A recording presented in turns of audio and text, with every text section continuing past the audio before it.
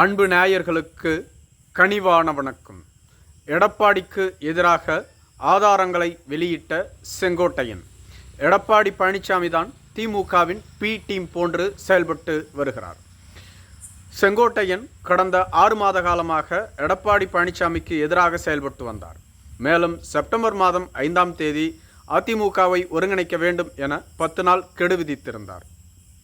ஆனால் செங்கோட்டையனது ஈரோடு புறநகர் மேற்கு மாவட்ட செயலாளர் மற்றும் அமைப்பு செயலாளர் பதவிகள் பறிக்கப்பட்டது.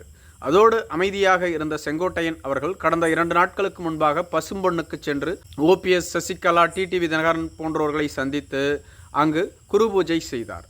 இதனால் செங்கோட்டையன் கட்சியின் அடிப்படை உறுப்பினர் பதவியிலிருந்து நீக்கப்பட்டுள்ளார். மேலும் செங்கோட்டையன் தொடர்ச்சியாக அதிமுகவை அழிக்கக்கூடிய சக்திகளாக இருக்கக்கூடிய OPS, சசிகலா, டிடிவி தினகரன் போன்றவர்களோடு இணைந்து கொண்டு அதிமுகவை அழிக்க நினைக்கின்றார். இவர்கள் அனைவருமே திமுகவின் பி டீம். இவர்கள் கட்சியை காவு கொடுக்க நினைக்கின்றார்கள். துரோகிகளான இவர்களோடு தொடர்பு வைத்து கொண்டதற்காக செங்கோட்டையனை கட்சியிலிருந்து நீக்குகிறேன் என அறிவிப்பு வெளியிடப்பட்டிருந்தது.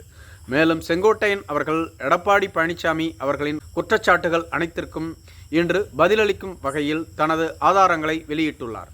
முதலாவது, திமுகவின் பி டீமாக செயல்பட்டது எடப்பாடி பழனிசாமியே தவிர நான் இல்லை. 2021ஆம் ஆண்டு நடைபெற்ற சட்டமன்ற தேர்தலில் அந்தியூர் வேட்பாளர் தோல்வி அடைவதற்கு காரணமாக இருந்தது ஏற்கனவே அங்கு போட்டியிட்டு வெற்றி பெற்றிருந்த ராஜா என்பவர். அவர் எடப்பாடியின் தீவிர ஆதரவாளர்.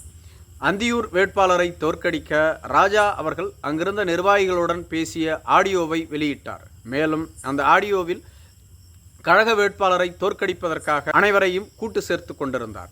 இது குறித்து தலைமைக்கு அப்பொழுது அவர் பேசிய ஆடியோவை அனுப்பியும் கூட அவர் மீது எந்தவிதமான நடவடிக்கையையும் எடப்பாடி பழனிசாமி எடுக்கவில்லை. அப்படி பார்க்கும் பொழுது அந்தியூர் வேட்பாளர் தோல்வி அடைந்ததற்கு காரணமே எடப்பாடி பழனிசாமி தான். அவரது ஆதரவாளர்கள் தான் கூட்டு சேர்ந்து அவர்களை தோற்கடித்தார்கள். மேலும் கொடநாடு வழக்கில் A1 குற்றவாளி எடப்பாடி பழனிசாமி. ஆனால் திமுக அரசு ஆட்சி பொறுப்பேற்ற 3 மாதத்தில் கொடநாடு வழக்கை தீர விசாரித்து தவறு செய்தவர்களுக்கு தண்டனை வழங்குவோம் என கூறியிருந்தார்கள். என்ன நிகழ்ந்தது? 5ஆம் ஆண்டு ஆட்சி நிறைவு பெற உள்ளது. எடப்பாடியும் ஸ்டாலினும் டீல் செய்து கொண்டு அந்த வழக்கையே மூடி மறைத்து விட்டார்கள். மேலும் OPS தலைமையிலான அணியை அங்கீகரிக்கக்கூடாது என தொடர்ந்து எடப்பாடி பழனிசாமி வலியுறுத்தினார். மேலும் OPS-இடம் இருந்த அதிமுகவின் எதிர்க்கட்சி துணைத் தலைவர் பதவியை மாற்றித்தர வேண்டும் என கோரிக்கை வைக்கப்பட்டது. பல நாள் கிடப்பில் இருந்தாலும் கூட முதலமைச்சரிடம் எடப்பாடி பேசிய உடனேயே மறுநாளே அந்த பதவி மாற்றி அமைக்கப்பட்டது. இப்படி தங்களது சுய லாபத்திற்காக திமுகவோடு கூட்டு சேர்ந்து கொண்டு எடப்பாடி பழனிசாமி தொடர்ச்சியாக செயல்பட்டு வருகிறார். இதேபோன்று அதிமுகவில் இவருக்கு முதலமைச்சர் பதவியை யார் வழங்கியது? முதலில் அந்த பதவி எனக்கு வழங்கப்பட்டது. என்னால் அப்பொழுது போதுமான பணத்தை புரட்ட முடியவில்லை என்றவுடன் எடப்பாடி பழனிசாமிக்கு அந்த பதவி கிடைத்தது. ஆனால் அவர் அந்த பதவியை எப்படி பெற்றார் என்பது உலகத்திற்கே தெரியும். ஆனால் பதவியை பெற்ற பின்பு அவர் எப்படி நடந்து கொண்டார் என்பதும் உலகத்திற்கே தெரியும். துரோகத்திற்கு ஒருவருக்கு நோபல் பரிசு கொடுக்க வேண்டும் என்றால் அது எடப்பாடி பழனிசாமிக்கு மட்டும்தான் கொடுக்க வேண்டும். தன்னை முதலமைச்சராக்கியவரையே எட்டி உதைத்தவர் எடப்பாடி பழனிசாமி. மேலும் அவரை மட்டுமா கட்சியிலிருந்து நீக்கினார்? அவரோடு பயணித்தவர்களையும் கட்சியிலிருந்து நீக்கினார்.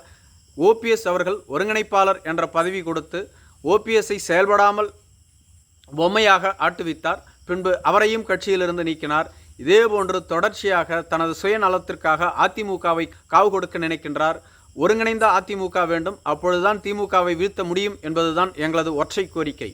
அதை தவிர்த்து பொதுச் செயலாளர் என்ற முறையில் நாங்கள் அவரிடம் எதையும் கேட்கவில்லை. ஒருங்கிணைந்த அதிமுக வந்தால் அதிமுக வலிமை பெறும். அதிமுக வலிமை பெற்றால் திமுக தோல்வி அடையும் என்பது அனைவருக்கும் தெரியும். ஆனால் எதற்காக அவர் ஒருங்கிணைந்த அதிமுகவை உருவாக்க மறுக்கிறார்? அப்படியென்றால் திமுக வெற்றி பெற வேண்டும் என்று இவர் திரைமறைவில் டீல் செய்து கொண்டு திமுகவின் பி டீமாக செயல்பட்டு கொண்டு எங்கள் மீது குற்றம் சுமத்துவதில் எந்தவிதமான பயனும் இல்லை. எடப்பாடி பழனிசாமியால் இந்த இயக்கம் அழியப் போகிறது. என்னை கட்சியிலிருந்து நீக்குவதற்காக நான் வருத்தப்படவில்லை. திமுகவின் பி டீம் எடப்பாடி பழனிசாமியை தவிர நாங்கள் இல்லை என செங்கோட்டையன் பதிலளித்துள்ளார். நன்றி.